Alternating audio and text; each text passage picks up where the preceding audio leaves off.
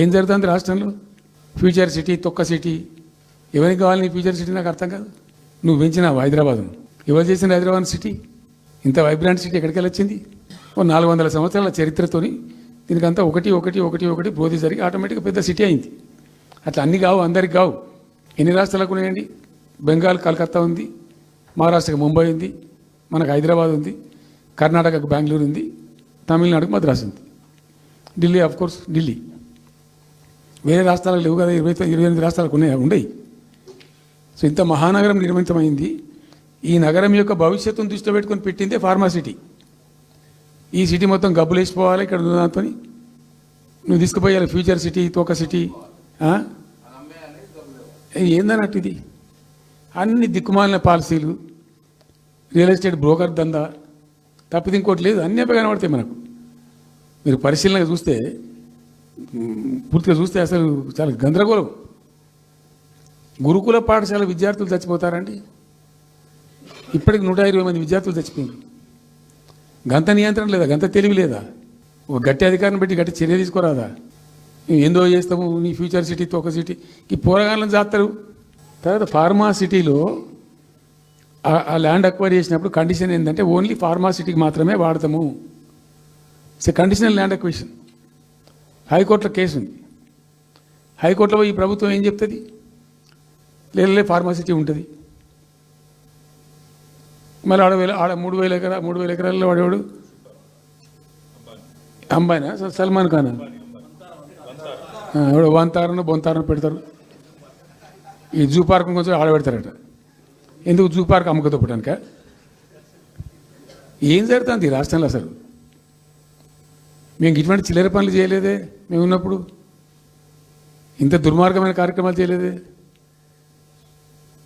ఇది ఎక్కడ దిక్కుమాలిన దందా? ఏం జరుగుతుంది అసలు?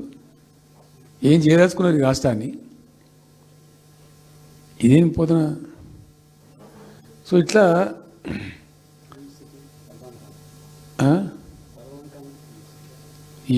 అది ఏందో. నేను ఒక్కటే మాట్లాడుతున్నానండి. బిజినెస్ మీట్ పెడతాం, ఎంఓయూలు చేసుకుంటాం. ఏ ప్రభుత్వం చేయాల్సిందే. అడ్డగోలు జమాబందీ దానికి లెక్కలేని కథ అంటే ఏందన్నట్టు. ఒక హైప్ క్రియేట్ చేసుడు. దీనికి ఆచుడు, దీనికి గురువు చంద్రబాబు నాయుడు.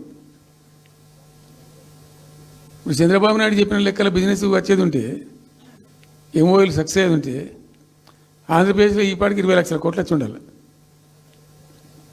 ఆయన ఫస్ట్ టైం అలా సీఎం ఉన్నప్పుడు ఆ ఊళ్ళో పెట్టే కదా వైజాగ్లో, అమరావతిలో కదా వైజాగ్లో పెట్టిండు. వైజాగ్లో ఎవరు వెళ్ళి ఎంఓయూలు చేసిన వాళ్ళంటే వంట మనుషులు అని చెప్పిండ్రు. ఆ స్టార్ హోటల్లో ఉండే బయట వంట మనుషులు, వాడు ఎవడు ఆ సప్లై చేసేటోళ్ళు, వాడు వచ్చి కూర్చోపోయి సంతకం పెట్టే పెట్టిండు వాడు పాపం. అవునా అండి, పాపులర్ అయింది అది. ఇప్పుడు మరి ఎక్కడ ఆ పెట్టుబడులన్నీ ఎక్కడ చెప్పండి? ఆఖరికి 10,000 కోట్లు అన్న రావాలి. 15 లక్షల కోట్లు, 6 లక్షల కోట్లు, 8 లక్షల కోట్లు. అయితే అప్పుడు తమాషా జరిగింది.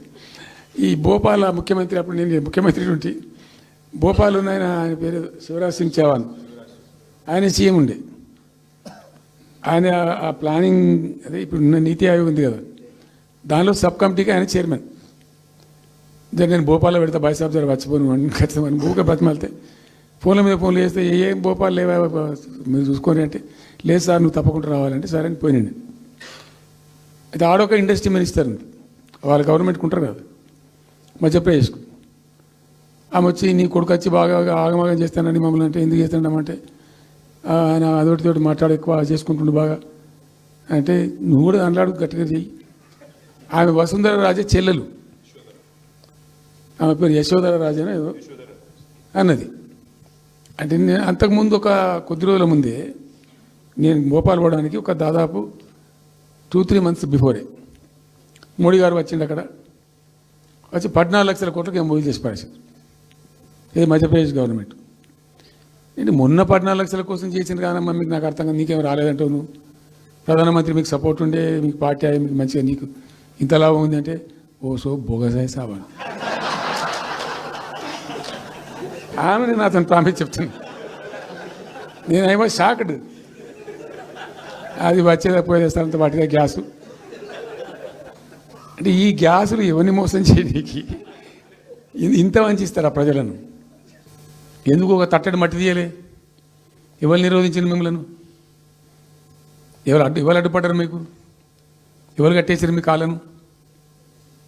అటు పైసా పనిచేయరు, నిష్క్రియాపరత్వంగా ఉంటారు. డిపిఆర్ పంపిస్తే సపోర్ట్ చేయరు. ఇలా చివరికి 45 టీఎంసీ అని రాస్తారు. అంటే ఏం కాబోతుంది? ఎవరో ఒత్తిడి ఉంది దీని వెనుక? ఏం కుట్ర దాగుంది ఇది? 2 ఏళ్ళ నుంచి నేను మౌనం పాటించి చూసుకుంటూ వస్తున్నాం. తప్పని పరిస్థితి నేను బయలుదేరినప్పుడు తప్పదు. అటు కేంద్రాన్ని ఎక్స్పోజ్ చేస్తాం, ఇటు రాష్ట్రాన్ని ఎండగడతాం ప్రజల మధ్యలో ఖచ్చితంగా. ఇలా మొత్తం విస్తారంగా మాట్లాడినాం, చర్చించినాం. చాలా పెద్ద ప్రజా ఉద్యమాన్ని శ్రీకారం చుడతాం. కంపల్సరీ పాలమూరు, రంగారెడ్డి, నల్లగొండ జిల్లాలలో గ్రామాన దానికి పోస్టర్ డిజైన్ అవుతుంది, కరపత్రం డిజైన్ అవుతుంది. ప్రజా ఉద్యమాలు చేస్తాం, పెద్ద బహిరంగ సభలు పెడతాం. నేను స్వయంగా అటెండ్ అవుతున్న బహిరంగ సభలకు. ప్రజాక్షేత్రంలో ఈ ప్రభుత్వం యొక్క నిష్క్రియాపరత్వాన్ని ఎండగడతాం. ఇప్పుడు వాయిస్ అయితే తెలంగాణకు, మరి తెలంగాణకు ఉన్న ప్రభుత్వం మాట్లాడకపోతే ఇంకెవరు మాట్లాడాలా? మాకు 2 బాధ్యతలని. ఒకటి తెలంగాణ తెచ్చిన పార్టీగా, రెండవది ప్రధాన ప్రతిపక్షంగా కూడా కంపల్సరీ మా డ్యూటీ మేము చేయాలి. అందుకోసం గాను వీళ్ళు ఏదో తమాషకు మేము అదొకటి ఇదొకటి అడ్డం పొడుగు మాట్లాడి, కిరికిరి మాటలు మాట్లాడి, ఈ కారు కూతలు కూసి ఏదో చేస్తామనుకుంటే నడవదిగా. ఈ ఏళ్ళ దాకా వేరే కథ, రేపటి నుంచి వేరే తోలు తీస్తాం ఎక్కడికక్కడ. ప్రజలు ఖచ్చితంగా ఎక్కడికక్కడ నిలబెట్టే ప్రయత్నం చేస్తాం. అడుగున చెక్ చేస్తాం, ప్రతి విషయంలో చెక్ చేస్తాం. Sufficient time we have given. మేము తొందరపడి మేము ఎందుకు కన్నెర్రయ్యి మా ప్రభుత్వం పోయింది వీళ్ళు వచ్చింది అనేటువంటి ఒక పిచ్చి అయ్యి అట్లా మేము చేయలే, అటువంటి వాడికి పోలే. ఇష్యూల మీద పోరాడుతున్నాం, ఒకే ఫీజు రియంబర్స్ మీద పోరాడుతున్నాం, ఇంకోటి పోరాడుతున్నాం, రకరకాల భూదందాల మీద, దోపిడీ మీద, లగచర్ల మీద, గిగచర్ల మీద పోరాడుతున్నాం. పార్టీ కొట్టాడుతున్నది, తప్పదు కాబట్టి కొట్టాడుతాం. ఇప్పుడు మొత్తం మొదటికే ముప్పొచ్చే పరిస్థితి ఉంది. అటు గోదావరి మీద అరాకిరి చేసి చంద్రబాబు నాయుడు, ఏపీ ప్రభుత్వం నల్లమల సాగరు, ఈ సాగరు, ఆ సాగరు, అటు గోదావరి దోపిడీ జరుగుతూ ఉంటే దాని మీద సప్పులు లేదు. ఇటు కృష్ణలో ఇంత ఘోరంగా పాలమూరు ఎత్తిపోతల మీద దీని మీద సప్పులు లేదు. మరి ఎవరి ప్రయోజనాల కోసం ఉన్నట్టు రాష్ట్ర ప్రభుత్వం? ఏం చేయడానికి ఉన్నట్టు? ఏం జరుగుతున్నట్టు రాష్ట్రంలో? కాబట్టి ఎట్టి పరిస్థితుల్లో నేనే స్వయంగా రంగంలో దిగాలనుకున్నా. దిగినాం. ఈరోజు డిసిషన్ అయిపోయింది. 2-3 రోజులలో, 2-3-4 రోజులలో, రాబోయే 3-4 డేస్లో ఆయా జిల్లాల నాయకులతో సమావేశమై ఖచ్చితంగా చాలా పెద్ద ఎత్తున అక్కడ గ్రామానికి డప్పు కొడతాం, మొత్తం సభలు పెడతాం, కవులు, గాయకులు, కళాకారులు అందరినీ తట్టి లేపుతాం. మీ పత్రికా విలేకరులను కూడా రిక్వెస్ట్ చేస్తాం. అక్కడ జరిగే అన్యాయాన్ని, ప్రజలకు జరిగేటువంటి అన్యాయాన్ని, ఈ జలదోపిని అరికట్టాలని ఈ కేంద్ర ప్రభుత్వం అవలంబిస్తున్న విధానాన్ని కూడా తప్పకుండా చేస్తాం. ఇన్ని రోజులు ఒక రకంగా పోయినాం, కానీ తప్పేటట్లేదు. ఇప్పుడు ఎవరితోనైనా సరే కొట్లాడతాం, తెలంగాణ కోసం భయపడం. యాందాకైనా పోతాం, ఈ కొండ మీద గోపైనా సరే కొట్లాడతాం, తప్ప ఇడిచిపెట్టాం.